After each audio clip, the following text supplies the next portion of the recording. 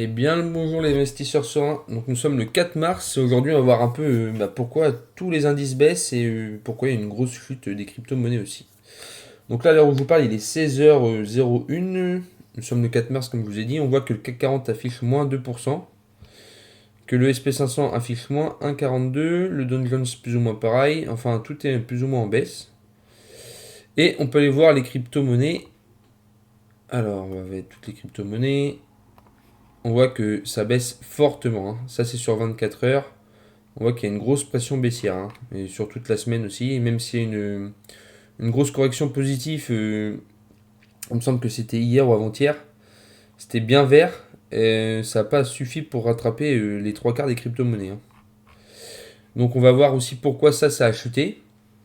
On voit que le Bitcoin était presque à 100 000 et est redescendu à 83 000 dollars. C'est quand même une énorme baisse, hein. Donc on va voir les actualités. On va commencer par déjà le calendrier économique. Qu'est-ce qui nous intéresse? Donc qu'est-ce qu'il y a demain? Parce que là on a mis cette semaine. Demain, journée très importante, hein. Il y a un discours de Trump. Donc je pense que ça va franchement énormément jouer sur les cours du marché, hein. Donc faut voir ce qu'il va dire, hein. Mais c'est une importance de 3 sur 3 étoiles pour investing. Donc c'est un discours très très important, très attendu. Une forte volatilité est attendue, comme c'est écrit là.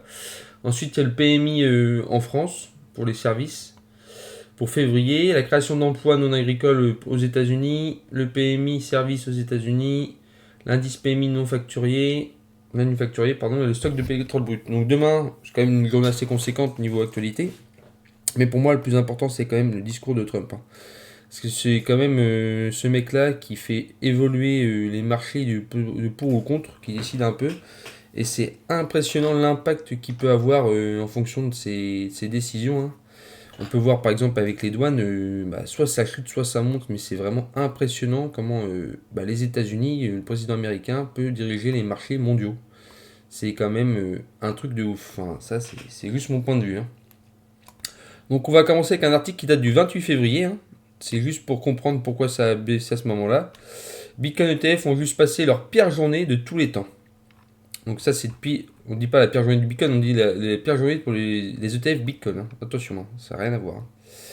Donc les fonds négociés en échange de Bitcoin ont atteint un record quotidien avec plus de 1,1 milliard de dollars de sorties combinées mardi. C'est quand même énorme, hein. 1,1 milliard de dollars de sorties combinées, hein.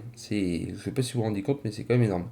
Car le prix de la plus grosse crypto-monnaie par valeur marchande a chuté dans une déroute de marché plus large. La baisse a suivi les sorties lundi 539 millions de dollars.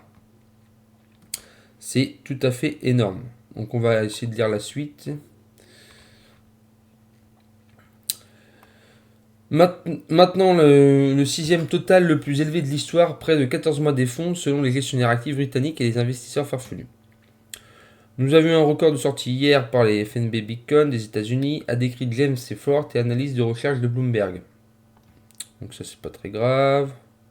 Donc les 11 ETF Bitcoin, pardon, les 11 ETF Bitcoin ont perdu plus de 2 milliards de dollars d'actifs à travers février. Je sais pas, mais moi ça m'impressionne le nombre de personnes qui sont sorties, hein. C'est un truc de fou, hein. Alors que les investisseurs se sont informés d'inflation, une guerre commerciale potentielle provenant sur les tarifs de l'administration de Trump et des conflits mondiaux se sont éloignés de la crypto-monnaie et d'autres investissements à risque.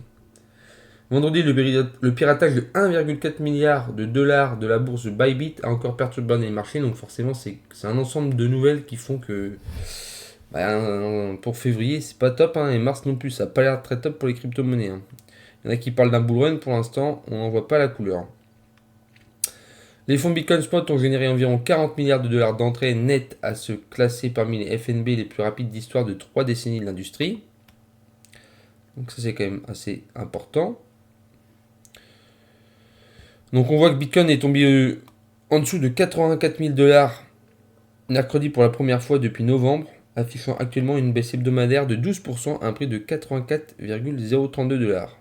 Ethereum, le deuxième plus grand actif numérique par capitalisation boursière, et d'autres pièces grandes capitalisations comme XRP et Solana ont plongé par 2 chiffres au cours des 7 derniers jours. C'est vrai qu'il y avait une énorme baisse, hein.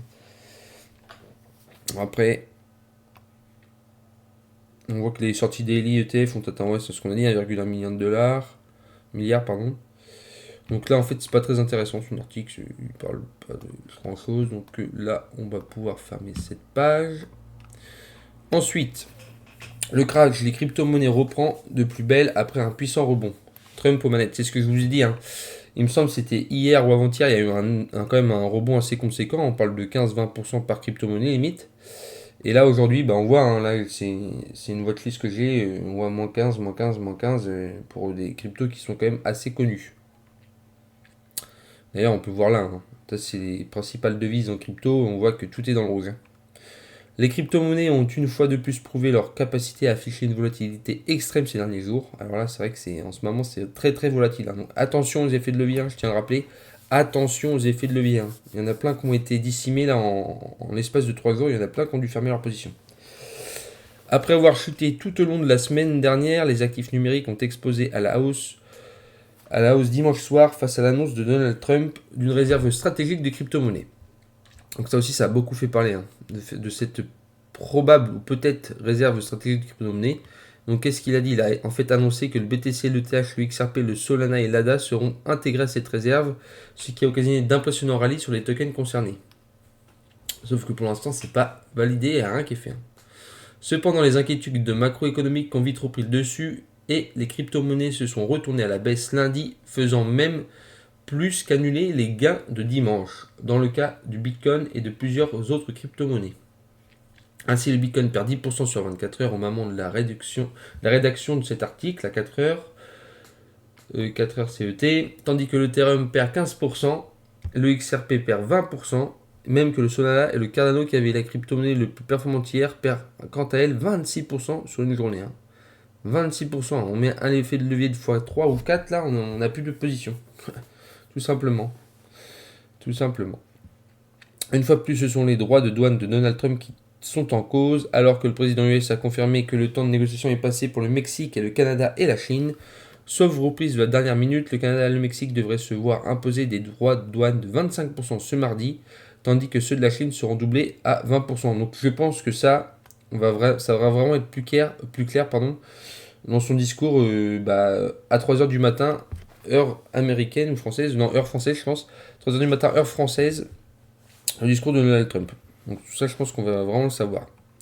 La guerre commerciale qui se profile a nettement relancé les craintes de stagflation, faible croissance et forte inflation, un contexte économique qui serait fortement pénalisant pour les actifs à risque tels que les crypto-monnaies. Cependant, au-delà de ce contexte macro peu favorable à la prise de risque, l'environnement régulatoire des cryptos continue de s'améliorer, alors qu'on ne compte plus les procès abandonnés par la SEC depuis que Gary Gensler a quitté la direction du régulateur. Par ailleurs, on attend les détails sur la réserve stratégique US de crypto promise par Donald Trump. Donc ce que je vous ai dit, hein, il va sans doute en parler dans son discours. Des détails qui pourraient gonfler le moral des investisseurs et faire repartir à la hausse des actifs numériques. Donc là, c'est qui tout double. Hein. Pour ceux qui sont pas mal crypto-monnaies, soit vous investissez avant le discours et avec chance, ça va pumper parce qu'il va sortir des dingueries à son discours. Soit il va dire des choses qui ne plaisent pas aux investisseurs et ça va encore chuter. C'est qui tout double. En sachant que Trump est quand même assez bullish sur les crypto-monnaies pour 2025-2026, donc il y a de fortes chances quand même qu'il annonce des trucs assez sympas. Alors après c'est juste mon avis bien sûr, hein, mais pour ceux qui n'ont pas de position et qui veulent peut-être un peu de crypto-monnaie, quand je vois la baisse, c'est peut-être le moment, avant le discours, de prendre une petite position. Après c'est juste un avis, rien de plus. D'un autre côté, on attend aussi d'autres déclarations à propos de ces droits de douane qui pourraient, quant à elles, jouer une pression supplémentaire sur le Bitcoin et ses pairs. En ce qui concerne le calendrier économique, aucune statistique. Pardon, j'ai bégayé. En ce qui concerne le calendrier économique, aucune statistique susceptible d'influencer les cryptos n'est attendue aujourd'hui, mais la fin de semaine sera très animée avec notamment le rapport ADP sur l'emploi privé mercredi et le rapport NFP sur les créations d'emplois non agricoles vendredi. Donc ça c'est dans le calendrier économique que vous pouvez retrouver sur Investing. Moi c'est le site que je regarde, hein, 100% gratuit. Hein. Vous voyez, il y a pas mal d'onglets. Actualité, hop, on peut voir tout ce qu'il y a. Dernière info, le plus populaire, machin, calendrier économique. Donc on clique dessus. Et là, on voit, par exemple, cette semaine, on a dit vendredi, hop, on a tout ça vendredi. Parce que moi j'ai mis tous les trucs en 3 étoiles. Donc discours, la garde, salaire, création d'emplois dans le secteur non agricole, ce qu'on a expliqué, donc ça c'est important. Et ce que je vous rappelle, le plus important, c'est quand même ce truc-là qu'on verra 3h du matin, heure française, enfin 3h, ça va être sans doute plus vers 4h. Donc suite à ça, suite ces droits de douane, qu'est-ce qui s'est passé que Trump va sans doute annoncer, qui a déjà plus ou moins annoncé?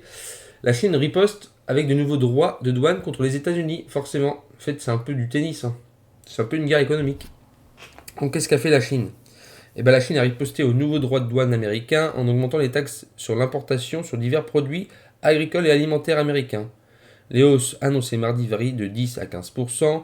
De plus, la Chine a imposé des restrictions sur les exportations et les investissements à 25 entreprises américaines, citant des préoccupations de sécurité nationale. C'est pour ça qu'on voit le CAC et le SP500 et le Dow qui chutent assez lourdement. En plus, Nvidia, il me semble que ça a aussi pas mal chuté, donc on a aussi plus ou moins un début de bulle au niveau de l'intelligence artificielle et tout ce qui est en rapport avec les puces, etc. Parce que c'est vraiment trop élevé. Donc en ce moment, c'est vraiment pas terrible pour la bourse et les cryptos, hein. Donc on va reprendre ce petit article. Le ministre chinois des Affaires étrangères a déclaré mardi que si les États-Unis sont déterminés à mener une guerre commerciale ou tarifaire, la Chine répondra en conséquence. Cette réponse se manifeste sous forme de contre-mesures visant à protéger les droits et les intérêts de la Chine selon les porte-paroles du ministère Lian Jiang.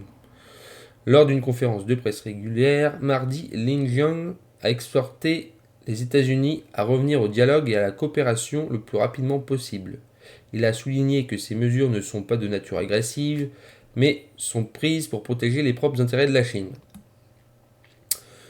Donc voilà, et je vais juste regarder un article avec vous, tant qu'on y est. On avait dit les plus populaires, ça on peut quitter. Voilà, on va voir celui de Nvidia. Parce qu'Nvidia s'écroule de 27% depuis le record de janvier, le moment d'acheter. D'ailleurs, on va aller voir le ticket Nvidia. Voir un peu, on va mettre en 5 heures. Donc le 19 février, on peut même mettre en 1 heure, je pense. Ouais, une grosse bougie là. Ouais, ça a quand même bien chuté. On était à 140, on est passé à 111 du 20 février. Là, on était combien, à 27? Ouais, donc ça a quand même bien chuté quand même.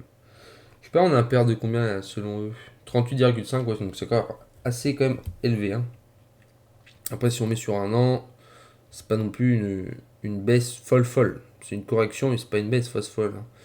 Et pour rappel, quand même, en 2023, si on prend au mois de mars, donc c'était il y a 2 ans, elle était à 27 $, même si là, c'était avait pas du tout le même montant, mais parce qu'à un moment donné, elle a été divisée par 10, mais ça serait plus ou moins la même clause, quoi. Donc c'est encore très élevé, même si on a quand même une belle correction, hein. On a quand même une belle correction sur Nvidia, hein, je trouve. Ouais, une belle correction quand on termine en max là. Mon max ça fait peut-être un peu trop, mais sur 5 ans, on voit quand même que déjà ça fait une belle correction. Alors, après un rebond de près de 4%, vendredi dernier, l'action Nvidia Corporation a repris sa baisse lundi, plongeant de près de 9% en clôture après avoir marqué un creux de 112 à 112 $. En cours de séance au plus bas depuis le septembre 2024. Donc voilà, hein, le plus bas depuis le septembre 2024. Rappelons que Nvidia avait déjà perdu plus de 7% total la semaine dernière, avec notamment une chute de 8,48% jeudi, au lendemain de la publication des résultats trimestriels meilleurs que prévu, mais pas assez pour soutenir la hausse de l'action. Donc elle a été sanctionnée par les investisseurs parce que eux ils voulaient quand même si le résultat était meilleur que prévu, ils s'attendaient à un truc stratosphérique. Par ailleurs, Nvidia a perdu près de 27% entre son record historique de janvier à 153 $ et le creux d'hier. En ce qui concerne le plongeon d'hier, ce sont les inquiétudes au sujet des droits de douane, hein. C'est toujours ce droit de douane qui revient. Ça fait peur à énormément de personnes, hein. Énormément de personnes. En sachant qu'on n'a pas encore fini la crise entre guillemets du Covid avec l'inflation qui est montée, les taux d'intérêt, c'est vrai, ça ne semble pas forcément au bon moment ces droits de douane, mais bon. C'est Trump qui décide là-dessus, c'est pas nous. Donc de Trump qui sont incriminés alors que le président US a confirmé que le temps de négociation est passé pour le Mexique, le Canada et la Chine, sauf reprise de dernière minute. Le Canada et le Mexique devraient se voir imposer des droits de douane de 25% ce mardi, tandis que ceux de la Chine seront doublés à 20%. Doublé quand même, ça fait mal, hein. Donc la guerre commerciale qui se profile a nettement relancé les craintes de stagflation, ça on l'a dit tout à l'heure, faible croissance et forte inflation. Même si l'inflation chute quand même pas mal, hein. Ça, c'est ils mettent stagflation. L'inflation, elle chute pas mal, hein. Un contexte économique qui serait fortement pénalisant pour les actions technologiques et les dépenses en matière d'IA. D'un point de vue graphique, on notera que peu de supports protègent Nvidia d'une éventuelle chute vers le seuil psychologique majeur de 100 $. Donc là, il nous fait une petite analyse. On voit qu'on a le seuil qui est ça de 100 $, il est juste là. Donc ouais, on a deux zones de résistance, donc on n'est pas très loin des 100 $. Par ailleurs, l'évolution de Nvidia dans les échanges d'après boursiers hier soir suggère que la faiblesse pourrait continuer à dominer ce mardi.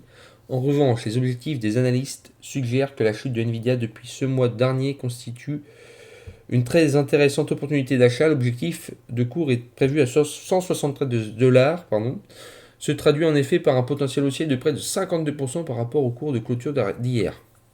D'un autre côté, la juste valeur d'Investing Pro, qui synthétise plusieurs modèles financiers reconnus, se montre plus conservatrice, évaluant le potentiel haussier d'NVIDIA à un peu moins de 9%. Donc pour eux, c'est environ 123 $. Donc voilà, après c'est néanmoins... Donc après le reste, c'est pas très intéressant. Donc voilà, c'était pour faire un petit point. Qu'est-ce qu'il faut regarder en ce moment, les crypto-monnaies, bon, est-ce que vous prendrez un ticket ou pas, ça c'est à vous de voir avant le discours de Trump. Franchement, je pense que ça va énormément varier cette nuit. Alors, affaire à suivre, hein. J'ai pas de boule de cristal, hein, mais à mon avis, demain matin, il y aura des surprises au réveil, hein. Surtout au niveau des crypto-monnaies. La bourse est toujours beaucoup plus doux, beaucoup moins volatile que les crypto-monnaies. Les crypto-monnaies, vu que c'est ouvert 24-24, dès qu'il y a une annonce faite, bah, le marché, hop, soit ça pump, soit ça chute, hein. Alors que la bourse est forcément à l'heure des ouvertures du marché. Donc voilà, affaire à suivre. On refera un petit débrief si vous voulez demain, en fonction de ce qu'a dit Trump, si ça vous intéresse. Je vous souhaite une excellente journée et puis on croise les doigts pour qu'il y ait des nouvelles positives cette nuit. Voilà. Allez, bonne fin de journée et à bientôt.